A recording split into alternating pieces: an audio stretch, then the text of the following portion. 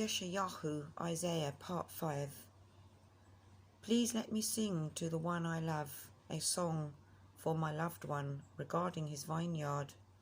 My loved one has a vineyard on a fertile hill, and he dug it up and cleared it of stones, and planted it with the choicest vine, and built a watchtower in its midst, and also made a winepress in it. And he waited for the yielding of grapes, but it yielded rotten ones. And now, O inhabitant of Jerusalem, and man of Yahudah, please judge between me and my vineyard. What more could have been done to my vineyard that I have not done in it? Why, when I waited for the yielding of grapes, did it yield rotten ones? And now, please let me inform you what I am doing to my vineyard, to take away its hedge, and it shall be burned, to break down its wall, and it shall be trampled down. And I lay it waste, it is not pruned or dug, and thorn bushes and weeds shall come up, and I command the clouds not to rain on it. For the vineyard of Yahweh of hosts is the house of Israel, and the man of Yahudah is his pleasant plant.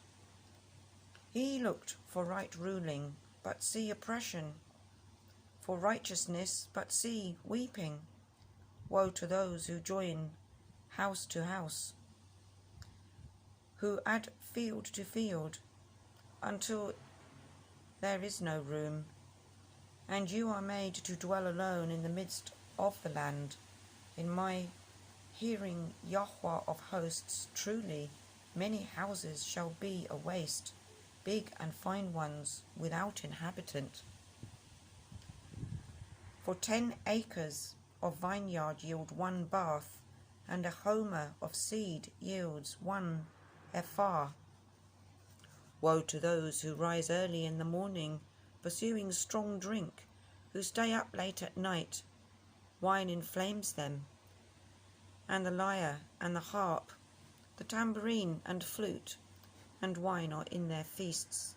But they do not regard the deeds of Yahweh, nor seek the work of his hands. Therefore my people have gone into exile. Therefore my people have gone into exile, because they have no knowledge, and their esteemed men are starved, and their crowd dried up with thirst. Therefore the grave has made itself wide and opened its mouth without law. Their splendour and their crowd and their uproar, and he who is exulting within her shall go down into it. And man is bowed down, and mortal man humbled, and the eyes of the proud are humbled. But Yahweh of hosts is exalted in judgment, and the Qodesh is Qodesh in righteousness. And the lambs shall feed in their pastures, and strangers shall eat in the waste places of the fat ones. Woe to those who draw wickedness with cords of falsehood, and sin as with wagon ropes, who are saying, let him hurry, let him hasten his work, so that we see it.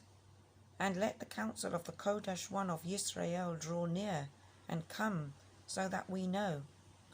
Woe to those who call evil good and good evil, who put darkness for light, and light for darkness, who put bitter for sweet, and sweet for bitter. Woe to those who are wise in their own eyes, and clever in their own sight. Woe to the mighty to drink wine, and brave men to mix strong drink, who declare right the wicked for a bribe, and the righteousness of the righteous they turn aside from him. Therefore, as a tongue of fire devours the stubble, and the flame consumes the chaff, their root is as rottenness, and their blossom goes up like dust. Because they have rejected the Torah of Yahuwah of hosts, the loving instructions of Yahuwah of hosts, and despised the word of the Qodesh one of Yisrael.